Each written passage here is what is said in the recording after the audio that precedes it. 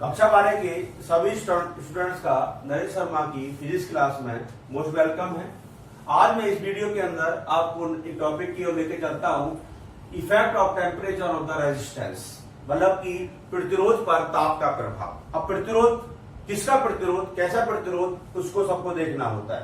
तो रेजिस्टेंस आप जानते हैं कि रेजिस्टेंस क्या होता है कि कोई भी आपका कंडक्टर हो, कुछ भी आपका कोई भी आपका सॉल्यूशन हो, वो उसके अंदर जो करंट फ्लो होता है उसका अपोज करता है। अपोज करने की उसकी जो टेंडेंसी होती है, जो प्रॉपर्टी होती है, उसको रेजिस्टेंस बोल देते हैं। ठीक, अब कोई भी कंडक्टर होता है और कंडक्टर का रेजिस्टेंस होता है, उसके पोटेंशियल जो होता है उसके एंड्स के बीच में V और उसके अंदर करंट जो फ्लो होता है I, उसके रेशियो के बराबर होता है। इसकी जो यूनिट होती है वो ओम होती है, आपने पीछे वीडियो में आप देख चुके हैं। तो अब यहां पर मैं टेम्परेचर का इफेक्ट आपको बताने वाला हूं कि आखिर रेजिस्टेंस पर टेम्परेचर का इफेक्ट कैसा होगा। तो उसके लिए मैं सबसे पहले टॉपिक लेता हूं, पहला धातु। धातु कहते हैं मेटल, धातु चालक है। कंडक्टर जो है वो मेटल की फॉर्म में है। धातु चालक के प्रतिरोध पर प्रतिरोध का मतलब रेजिस्टेंस और रेजिस्टिविटी, प्रतिरोधकता दोनों की बात कर रहे हैं। आर और रॉ की दोनों की बात कर रहे हैं।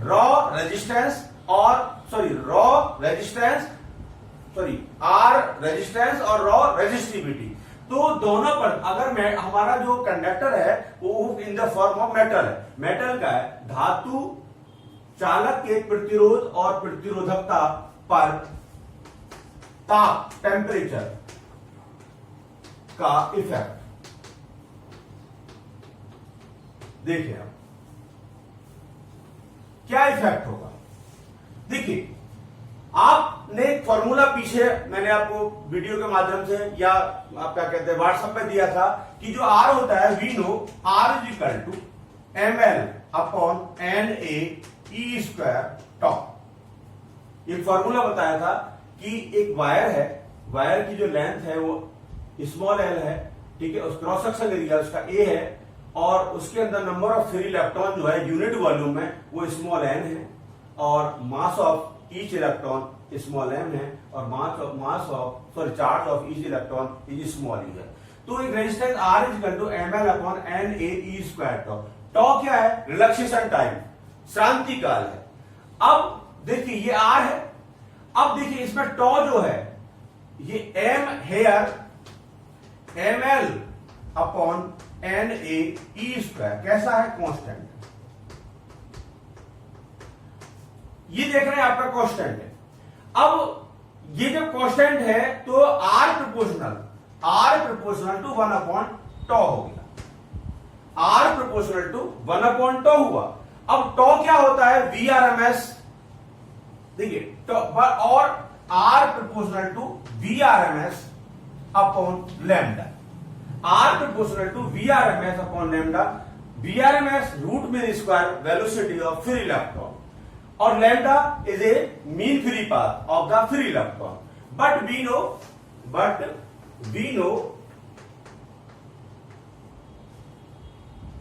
Vrms root mean square velocity is directly proportional to temperature root. अब देखिए Vrms proportional to root T, here T is the temperature of the conductor, hence we can say कि अगर आप टेम्परेचर को इंक्रीज करोगे तो R इंक्रीज होगा और R इंक्रीज का मतलब है रेजिस्टिविटी भी उसकी इंक्रीज होगी। इसका मतलब क्या हुआ? अतः ताप टेम्परेचर को बढ़ाने पर, इंक्रीज करने पर धातु चालक मतलब कि मेटेलिक कंडक्टर, धातु चालक का प्रतिरोध रेजिस्टेंस और रेजिस्टिविटी दोनों बढ़ता है, इंक्रीज होता है। अगर टेम्परेचर को आप इंक्रीज करेंगे मेटल के को तो उसकी रेजिस्टिविटी और रेजिस्टेंस बोथ आर इंक्रीजेस। अब इंक्रीजेशन कैसा हो रहा है? टेम्परेचर के अकॉर्डिंग इंक्रीजेशन जो होगा रेजिस्टेंस में वो कैसे होगा, उसको एक इक्वेशन द्वारा देते हैं। ताप के बढ़ाने पर प्रतिरोध में परिवर्तन निम्न समीकरण द्वारा दिया जाता है, निम्न समीकरण इक्वेशन द्वारा दिया जाता है। कैसे? RT is equal to R0 1 plus alpha T. Here R0 क्या है? Resistance of conductor at 0 degree centigrade. RT resistance of conductor at T degree centigrade. Alpha क्या है? थर्मल अल्फा जो है coefficient of thermal, coefficient of thermal होगा ये, मतलब कि इसको कहते हैं प्रतिरोध ताप गुणांक, प्रतिरोध ताप गुणांक। अल्फा का जो यूनिट होगा पर डिग्री सेंटीग्रेड, इसका जो यूनिट होगा वो पर डिग्री सेंटीग्रेड होगा। तो RT equal to R0 1 plus alpha T. तो ये टेम्परेचर के अकॉर्डिंग जो आपका मेटालिक कंडक्टर होता है, मेटालिक कंडक्टर का जो टेम्परेचर बढ़ाते हैं अगर आप, तो उसका जो रेजिस्टेंस है वो इंक्रीज होता है। अगर उसका टेम्परेचर आप डिक्रीज करेंगे तो उसका रेजिस्टेंस आपका क्या हो जाएगा? डिक्रीज होता चला जाएगा। अब क्या कहना चाहता है सेकंड पॉइंट, कि जितने भी अलॉय हैं, मिश्र धातु अलॉय के प्रतिरोध पर ताप का प्रभाव,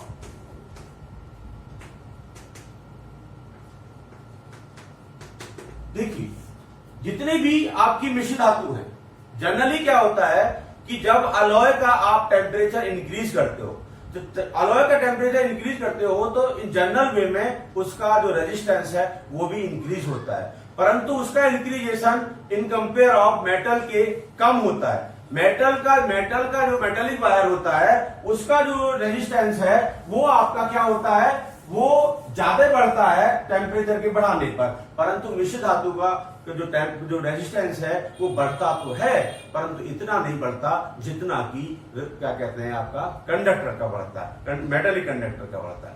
अब कुछ मिश्र धातु जैसे मैग्नीन, कौन? मैग्नीन, कांस्टेंटन,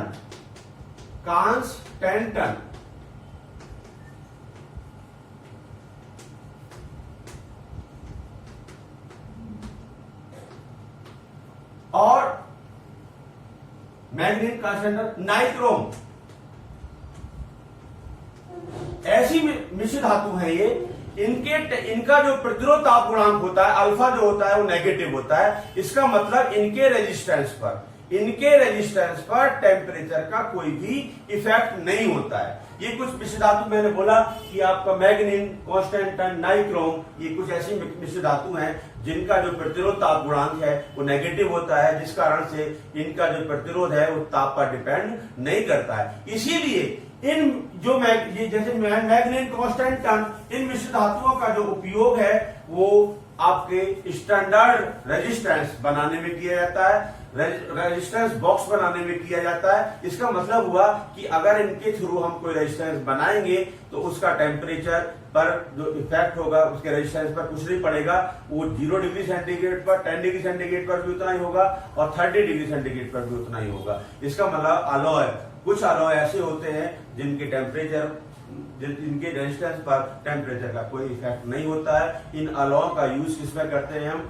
स्टैंडर्ड रेजिस्टेंस को बनाने में करते हैं, रेजिस्टेंस बॉक्स बनाने में कर लेते हैं और मीटर बेस का वायर बनाने में कर लेते हैं। नेक्स्ट थर्ड पॉइंट, तीसरा पॉइंट है आपका सेमीकंडक्टर, मतलब कि अर्धचालक। अर्धचालक सेमीकंडक्टर।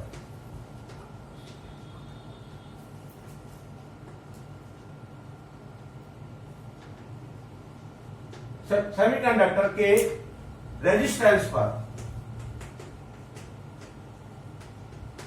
टेम्परेचर का इफेक्ट। देखिए, जो सेमीकंडक्टर होते हैं कौन होते हैं? जिनकी कंडक्टिविटी कंडक्टर और इंसुलेटर के बिटवीन में होती है, like A silicon, carbon, germanium. अब सेमीकंडक्टर के टेम्परेचर को अगर हम बढ़ाते हैं, सेमीकंडक्टर का टेम्परेचर में इंक्रीज करते हैं, तो उसका रेजिस्टेंस क्या होता है? डिक्रीज होता चला जाता है। अब अगर कहते हैं हम कि सेमीकंडक्टर का जो टेम्परेचर है उसको इंक्रीज करेंगे, तो क्या होगा? उसका जो रेजिस्टेंस है वो आपका डिक्रीज होगा। इसके में क्या हुआ कि अगर कोई भी सेमीकंडक्टर है उसको हम एब्सोल्यूट टेम्परेचर पर रखें, 0 केल्विन पर रखें, तो ऐसे बिहेव करेगा जैसे कि इंसुलेटर। ठीक है। नेक्स्ट,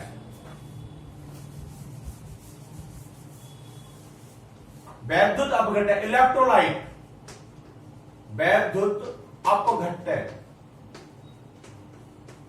के प्रतिरोध पर ताप का प्रभाव। जो इलेक्ट्रोलाइट होता है, लिक्विड जो होता है, उसके रेजिस्टेंस पर, रेजिस्टिविटी पर कैसे इफेक्ट होता है वो आप देखें। कि देखिए, कोई भी लिक्विड होता है, इलेक्ट्रोलाइट होता है, उसके टेम्परेचर को आप इंक्रीज कीजिए, तो जब इंक्रीज करेंगे तो उसका विस्कोसिटी है ना, वो विस्कोसिटी आपका डिक्रीज हो जाएगा। देखते हैं आप, कोई भी लिक्विड होता है, गाढ़ा होता है, जब उसको हम गर्म करते हैं तो उसकी टेंडेंसी होती है कि वो पतला हो जाता है। इसका मतलब क्या हुआ कि उसकी लेयर के बीच में जो विस्कस फोर्स लग रहा था वो कम हो जाता है, उसकी विस्कोसिटी कम हो जाती है। जब विस्कोसिटी कम हो जाएगी तो उसके अंदर जो आयंस होते हैं, जिनके थ्रू इलेक्ट्रोलाइट में आपका कंडक्शन होता है, वो उनके लिए फ्रीनेस मिल जाती है। तो फ्रीनेस मिलने का मतलब है रेजिस्टिविटी जो है, रेजिस्टेंस जो है, वो कैसे हो जाता है? डाउन हो जाता है। इसका मतलब अगर हम कोई भी इलेक्ट्रोलाइट है उसके टेम्परेचर को इंक्रीज करते हैं तो उसकी विस्कोसिटी जो है डिक्रीज होगी, और विस्कोसिटी डिक्रीज होगी तो उसकी जो है क्या कहते हैं, रेजिस्टेंस भी आपका डिक्रीज होता चला जाएगा। That is clear. अब नेक्स्ट टॉपिक थोड़ा सा आवेशवाहक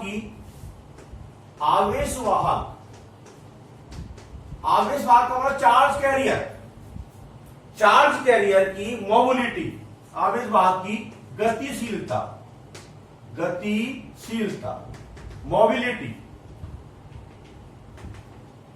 मोबिलिटी ऑफ चार्ज कैरियर। देखिए, कोई भी चार्ज कैरियर होता है, तो यहां हम इलेक्ट्रॉन की बात करते हैं, तो इलेक्ट्रॉन का जो चार्ज कैरियर है, इलेक्ट्रॉन चार्ज कैरियर की तरह बिहेव करता है, तो इलेक्ट्रॉन का एक ड्रिफ्ट वेलोसिटी होती है। तो कहते हैं कि आवेशवाहक कह रहे हैं हम चार्ज कैरियर को, आवेशवाहक की ड्रिफ्ट वेलोसिटी Vd तथा वैद्युत क्षेत्र, इलेक्ट्रिक फील्ड, वैद्युत क्षेत्र E का अनुपात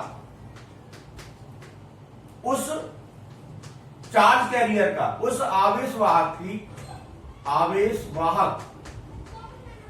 की गतिशीलता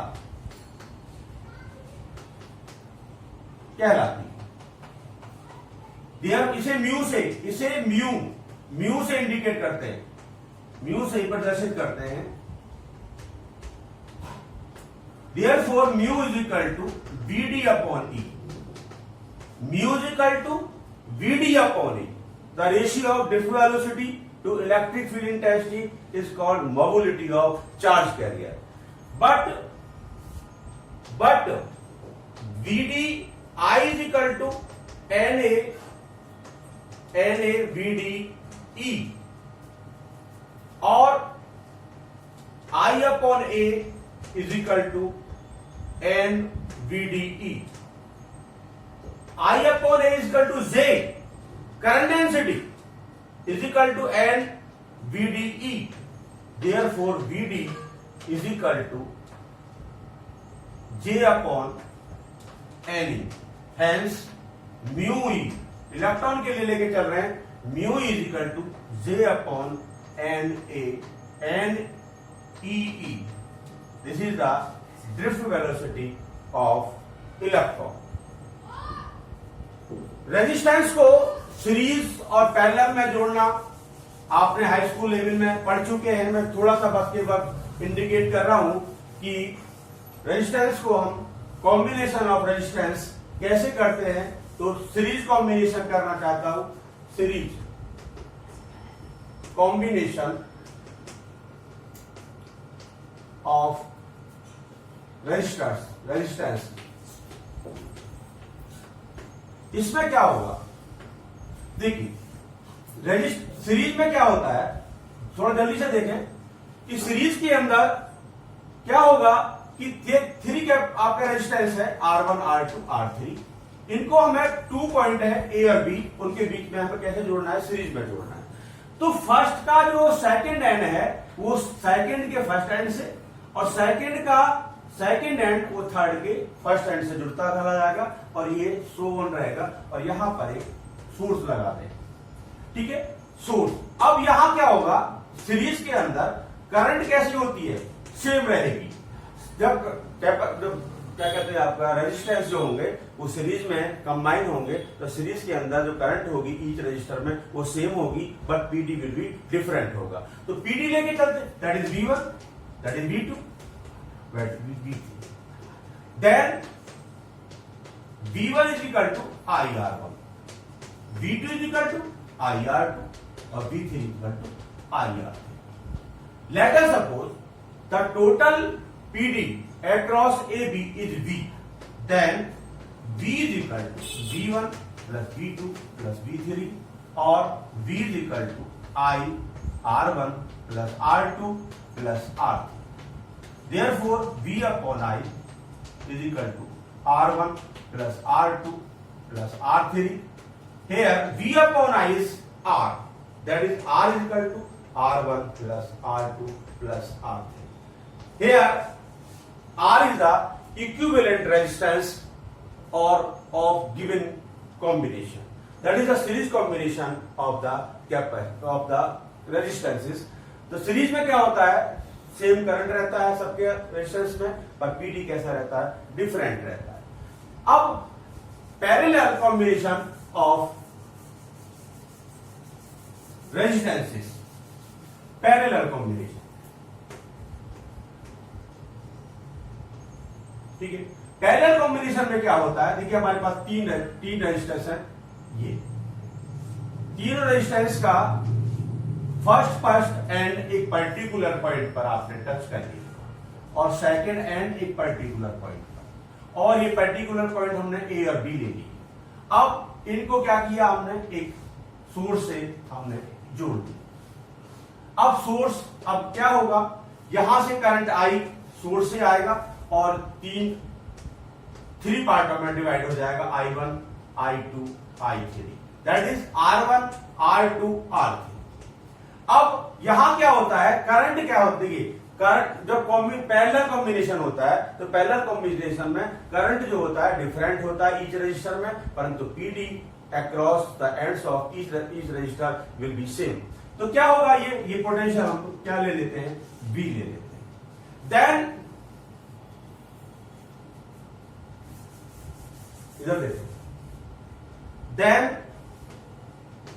I1 that is V upon R1, I2 V upon R2 और I3 V upon R3। Therefore, but क्या है कि I1 plus I2 plus I3 is equivalent to I, but I is equal to I1 plus I2 plus I3। Therefore, or I is equal to V 1 upon R1 plus 1 upon R2 plus 1 upon R2. I upon V 1 upon R1 plus 1 upon R2 plus 1 upon R. But I upon V equal to 1 upon R. 1/R1 plus 1/R2 plus 1/R. Here R is the equivalent resistance of given combination. तो series और parallel combination का मतलब समझ में आ गया। देखिए एक high resistance होता है